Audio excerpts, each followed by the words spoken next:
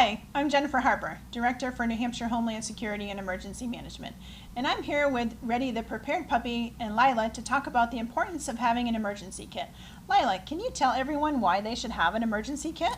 It's important so people have the things they need to stay safe. That's right. Recently, Ready went shopping to make sure he has everything he needs to stay safe for 3 days. Let's watch him shop. Hey kids, look, it's Ready the Prepared Puppy, shopping for emergency kit supplies. There's bottled water for drinking and taking a bath, and supplies for his first aid kit. He also bought some non-perishable foods so he won't get hungry. Now let's watch him pack it all up. Wow, look at him go. Great job, Ready. Now your emergency kit has everything you need. And why is that important again, Lila?